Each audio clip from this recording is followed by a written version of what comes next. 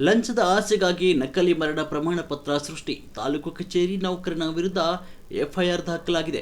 ಭಾರತೀಯ ದಂಡ ಸಂಹಿತೆ ಅಡಿ ಕ್ರಿಮಿನಲ್ ಕೇಸು ದಾಖಲು. ಕಂದಾಯ ಇಲಾಖೆ ಡಿ ದರ್ಜೆ ನೌಕರ ಶಿವಕುಮಾರ್ ಅಮಾನತು ಮಾಡಲಾಗಿದೆ. ಉನ್ನತ ಅಧಿಕಾರಿಗಳ ಸಹಿ ಫೋರ್ಜರಿ ಮಾಡಿದ ಡಿ ದರ್ಜೆ ನೌಕರ ಚಿಕ್ಕನಾಯಕನಹಳ್ಳಿ ತಹಸೀಲ್ದಾರ್ ಮಮತಾ ಅವರಿಂದ ದೂರು ದಾಖಲಾಗಿದೆ. ಚಿಕ್ಕನಾಯಕನಹಳ್ಳಿ ಪೊಲೀಸ್ ಠಾಣೆಯಲ್ಲಿ ಪ್ರಕರಣ ದಾಖಲಾಗಿದೆ. ನಾನು ಮಲ್ಲಿಕಾರ್ಜುನ್ ಭಟ್ರಳ್ಳಿ, ಕರ್ನಾಟಕ ರಾಷ್ಟ್ರ ಸಮಿತಿ ಪಕ್ಷದ ರಾಜ್ಯ ಕಾರ್ಯದರ್ಶಿ ಮತ್ತು ಲಂಚ ಮುಕ್ತ ಕರ್ನಾಟಕ ನಿರ್ಮಾಣ ವೇದಿಕೆಯ ಸದಸ್ಯ. ಚಿಕ್ಕನಾಯಕನಹಳ್ಳಿ ತಾಲೂಕಿನ ತಾಲೂಕು ಕಚೇರಿನಲ್ಲಿ ಡಿ ಗ್ರೂಪ್ ನೌಕರ ಶಿವು ಅಂತಕ್ಕಂಥವನು ನಕಲಿ ಮರಣ ಪ್ರಮಾಣ ಪತ್ರಗಳನ್ನು ತಾನೇ ಮೇಲಧಿಕಾರಿಗಳ ಸಹಿಯನ್ನು ಮಾಡಿ ಸೃಷ್ಟಿ ಮಾಡಿದಂಥ ಒಂದು ಪ್ರಕರಣವನ್ನು ಬಯಲಿಗೆಳೆದು 1 ವರ್ಷ ಕಳೆದ್ರೂ ಸಹ ಪೊಲೀಸ್ ಇಲಾಖೆ ಆತನ ಮೇಲೆ ಎಫ್ಐಆರ್ ದಾಖಲಿಸಿ ಅಂತ ತಹಸೀಲ್ದಾರ್ ಕೊಟ್ಟಂಥ ದಾಖಲೆಗಳ ಆಧಾರದ ಮೇಲೂ ಸಹ ಇದುವರೆಗೂ ಎಫ್ಐಆರ್ ಅನ್ನು ದಾಖಲಿಸಿರಲಿಲ್ಲ.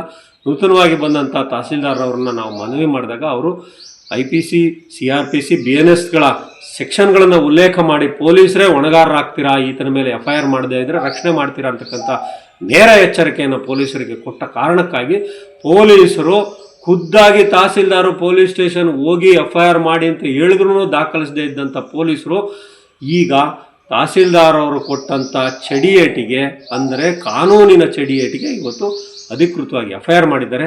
ಇದರ ಹಿಂದೆ ರಾಜಕೀಯ ಪ್ರಭಾವ ಇದೆ. ಪೊಲೀಸರ ಮೇಲೆ ಭ್ರಷ್ಟ ರಾಜಕಾರಣಿಗಳು, ನೀಚ ರಾಜಕಾರಣಿಗಳು ಒಬ್ಬ ಡಿ ಗ್ರೂಪ್ ನೌಕರನನ್ನೂ ಸಹ ರಕ್ಷಣೆ ಮಾಡ್ತಾರೆ ಅನ್ನೋದಕ್ಕೆ ಈ ಪ್ರಕರಣ ಪ್ರತ್ಯಕ್ಷವಾಗಿ ಸಾಕ್ಷಿ ಇದೆ.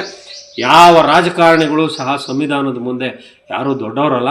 ಆದರೆ ನೀಚರು, ನಾಲಾಯಕ ರಾಜಕಾರಣಿಗಳು ಇವತ್ತು ಸರ್ಕಾರಿ ವ್ಯವಸ್ಥೆಯನ್ನೇ ಹಾಳು ಮಾಡ್ತಾ ಇದ್ದಾರೆ. ದಾಖಲೀಕರಣದ ನಕಲಿ ದಾಖಲೆಗಳನ್ನು ಸೃಷ್ಟಿ ಮಾಡ್ತಕ್ಕಂಥ ನೌಕರರು, ಅಧಿಕಾರಿಗಳು ತಾಲೂಕು ಕಚೇರಿಗಳಲ್ಲೇ ಇದ್ದಾರೆ, ಸರ್ಕಾರಿ ಕಚೇರಿಗಳಲ್ಲಿದೆ. ಇಂಥವರನ್ನು ರಕ್ಷಣೆ ಮಾಡ್ತಕ್ಕಂಥ ನಾಲಾಯಕ ರಾಜಕಾರಣಿಗಳಿಗೆ KRS ಪಕ್ಷ, ಲಂಚಮುಕ್ತ ಕರ್ನಾಟಕ ನಿರ್ಮಾಣ ವೇದಿಕೆ ನೇರವಾಗಿ ಈ ಪ್ರಕರಣದ ಮೂಲಕ ಎಚ್ಚರಿಕೆ ಕೊಡ್ತಾ ಇದೆ.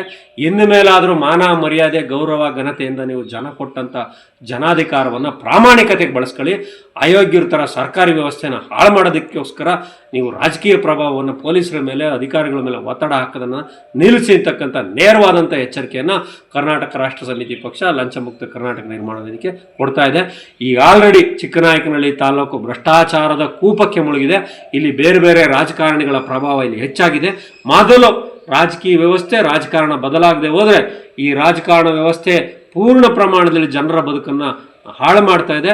ಲಂಚ ಭ್ರಷ್ಟಾಚಾರದ ಕೂಪಕ್ಕೆ ಬಿದ್ದಂಥ ರಾಜಕಾರಣಿಗಳು ಇವತ್ತು ಅಧಿಕಾರಿ ಶಾಹಿಯನ್ನು ಸಹ ತಮ್ಮ ತೆವಲಿಗೋಸ್ಕರ ದುರ್ಬಳಕೆ ಮಾಡ್ಕೊತಾ ಇದ್ದಾರೆ.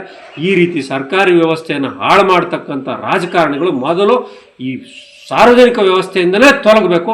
ಕಳ್ಳರು, ಕದೀಮರು ಇನ್ನು ಮೇಲೆ ರಾಜಕಾರಣಕ್ಕೆ ಬರೋದನ್ನು ನಿಲ್ಲಿಸಬೇಕು.